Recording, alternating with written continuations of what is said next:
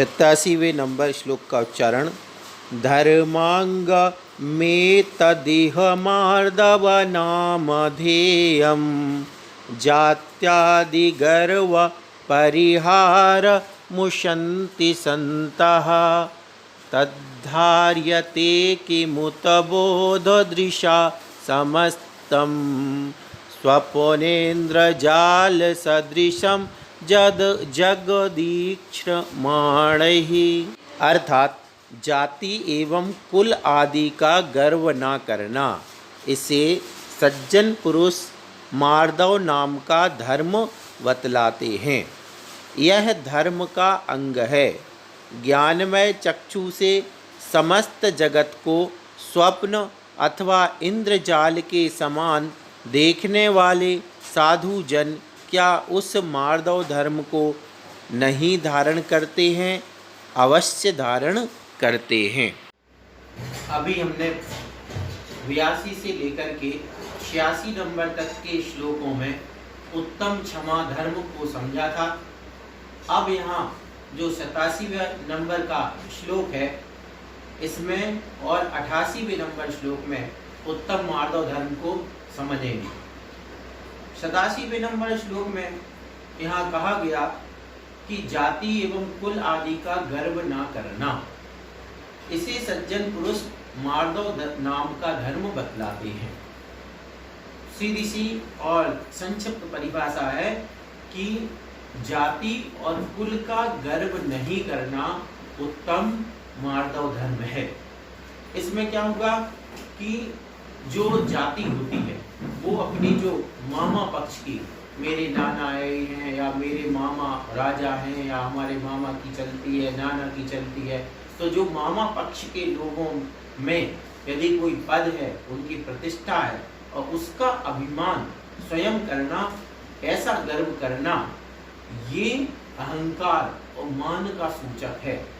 इसके बाद कुल अपना स्वयं का, मेरे पिता, मेरे दादा, परदादा जो भी है, यदि इनके पास किसी भी प्रकार का की पावर है, शक्ति है, रुतबा है, तो उसका घमंड करना, अहंकार करना, ये तो हो गया मान। और नहीं करना यानी जाति के पक्ष का अहंकार नहीं करना और कुल के पक्ष का अहंकार नहीं करना, मान नहीं करना, ये हो गया मार्दव धर्म। इसके बाद क्या कहा?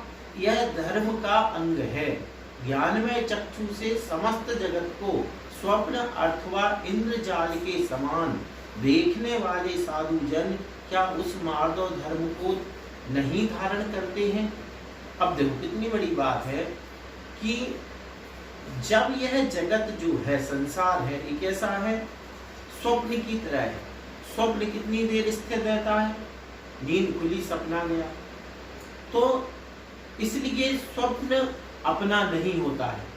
आंख खुलते ही स्वप्न खत्म हो जाता है, वो सच्चा नहीं हुआ करता। स्वप्न में कोई महलों का राजा जैसे बन जाता है, तो क्या हुआ है? महलों का राजा सच में हो जाएगा? नहीं होगा। इसी प्रकार है संसार है, अपन को लगता है हम इसके मालिक हैं, उसका अहंकार करते हैं, लेकिन सच्चाई ऐसी नहीं होती है। जैसे ही आयु कर्म पूर्ण होता है और ये सब छूट जाता है। दूसरा उदाहरण क्या दिया? इंद्रजाल के समान है। जैसे कोई जादूगर जादू दिखाता है। अब मान के चलो किसी ने कागज सिक्के द्वारा और 100 का नोट बना दिया, वो कितनी देर के लिए? वो सच्चाई नहीं है, वो एक जादूगर का जादू है। बस इसी प्रकार से स्वप्न की तरह, जादूगर के जादू की तरह भी ये संसार भी ऐसा ही है। इसलिए इसके जो भी संपत्ति आदि को पाकर के, अपनी चलती को पाकर के अहंकार नहीं करना चाहिए। और यहाँ क्या कहा गया कि जिन साधु के पास ज्ञान चक्षु है, उस ज्ञान चक्षु से जानते हैं कि ये संसार सपने की तरह है, ये सारे कार्य जो हैं ये एक इंद्रजाल यानी जादूगर की तरह क्षणिक हैं। ऐसा जानने के बाद भी क्या वह साधु मार्दव धर्म को धारण नहीं करेंगे? अवश्य करेंगे। अर्थात क्या होगा? किसी भी चीज का वह अहंकार नहीं करेंगे। क्यों नहीं करेंगे? क्योंकि उनको ज्ञान है कि ये स्थायी नहीं है, ये मेरा नहीं है, मैं इसका नहीं हूँ। पिछले वर्ष रत्नकर्ण श्रापकाचार में ज्ञानम पूजाम कुलम जातिम वल मृद्धिम तपो वपुः अष्टावाश्रितमानत्वम स्मय माहुर गतस्मया, इस प्रकार से 8 प्रकार के अपन ने मद पढ़े थे। यहाँ पर जाति और कुल आदि का मद कहा गया है। तो 2 मदों के तो नाम लिए गए और आदि शब्द से शेष जो 6 मद हैं उनको भी ग्रहण कर लेना चाहिए। तो ज्ञानम पूजाम ज्ञान का मद, पूजा का मद, ज्ञानम पूजाम कुलम कुल, जाति बल रिद्धि तप और शरीर।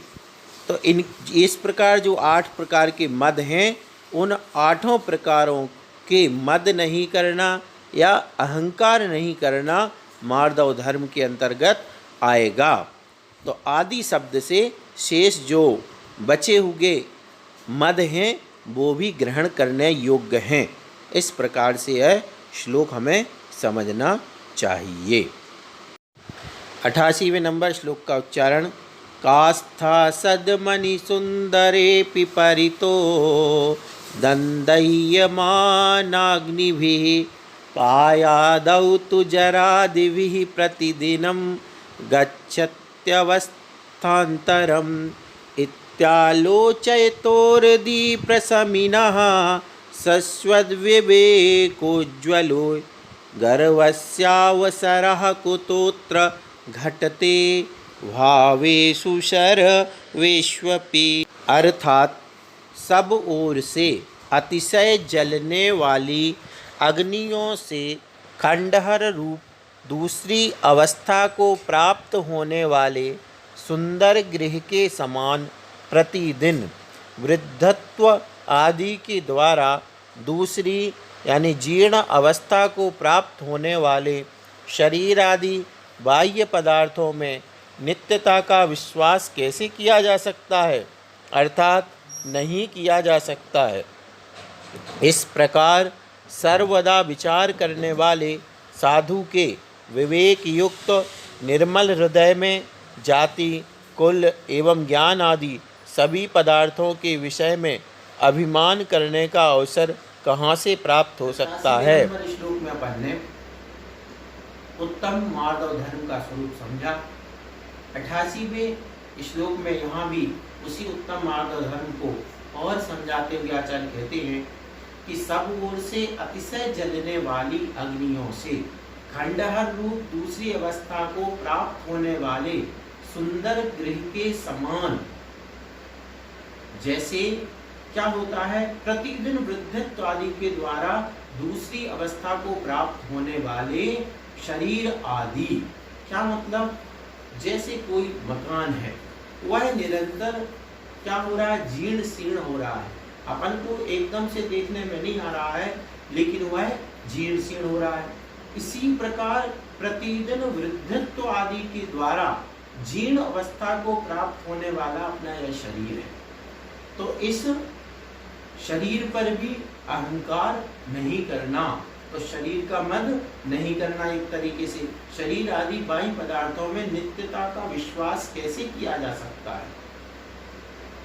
मतलब जो लोग शरीर पर सुंदर शरीर पा करके, वरिष्ठ शरीर पा करके और अहंकार कर रहे हैं, उनको यहाँ समझाया जा रहा है कि ऐसा मान नहीं करें, क्योंकि ये शरीर नित्य नहीं है, प्रतिदिन क्षीण हो रहा है, वृद्ध हो रहा है, फिर उसके बाद अर्थात नहीं किया जा सकता। इस प्रकार सर्वदा विचार करने वाले साधु के विवेक युक्त निर्बल हृदय में जाति कुल एवं ज्ञान आदि सभी पदार्थों के विषय में अभिमान करने का अवसर कहाँ से प्राप्त हो सकता है। पहले 87वें नंबर श्लोक में परिभाषा में से जाति और कुल के अभिमान नहीं करना मार्दव धर्म कहा गया था। फिर इसी का 88वें नंबर श्लोक में थोड़ा विस्तार दे करके इन्होंने यहाँ क्या कहा, शरीर आदि जो भी बाह्य पदार्थ हैं, किसी भी पदार्थ को पा करके अभिमान नहीं करना, और जाति कुल ज्ञान आदि किसी भी पदार्थ के विषय में अभिमान नहीं कर सकता। कौन? जो साधु है। कैसा साधु? जो ये विचार कर लेता है ये शरीर तो निरंतर जीर्ण शीर्ण हो रहा है, एक घर के तरह है, वह कैसे जाति कुल या ज्ञान आदि पदार्थों के विषय में अभिमान कर सकता है। वहां भी प्रश्नवाचक वाक्य से मार्दव धर्म समझाया था और यहाँ भी दूसरे श्लोक में भी प्रश्नवाचक चिन्ह लगाया। प्रश्नवाचक चिन्ह लगाने का मतलब क्या होगा कि पूरा विश्वास है कि जो ऐसा समझता है, जो ऐसा समझता, मतलब जैसे हम, अगर आपको पता हो कि ये चीज 10 रुपए की आती है, तो जब आपको पता है, अच्छी तरीके से जानते हैं, तो वह 20 में कैसे खरीद सकते हैं। मैंने ऐसा कहा, जो व्यक्ति ये जानता है कि ये फलानी वस्तु 10 रुपए की आती है, वह 20 रुपए में कैसे खरीद सकता है। तो इसका मतलब भाव क्या हुआ? भाव ये हो गया कि अर्थात वह नहीं खरीद सकता है। इसी प्रकार जो साधु संसार का, शरीर का, इनका स्वभाव जानते हैं, इनकी अनित्यता जानते हैं, इनकी जीर्णता शीर्णता के बारे में ज्ञान रखते हैं, वे इन पर अहंकार कैसे कर सकते हैं? अर्थात नहीं कर सकते हैं। इस प्रकार यहाँ पर 87 और 88 इन 2 श्लोकों के माध्यम से उत्तम मार्दव धर्म बताया गया। मार्दव धर्म की परिभाषा की जहाँ बात होगी, वहाँ पर आपको जाति और कुल का अभिमान नहीं करना या गर्व नहीं करना मार्दव धर्म में। और जहाँ यदि प्रश्न बड़ा होता है और वहाँ में पूछा जाता है मार्दव धर्म को विस्तार से समझाओ, तो फिर आप अन्य जो मन है, ज्ञान, जाति, कुल, शरीर, बल, रिद्धि आदि, इनको भी समझा सकते हैं। इस प्रकार से यह उत्तम मार्दव धर्म का जो उपदेश था वह पूर्ण हुआ।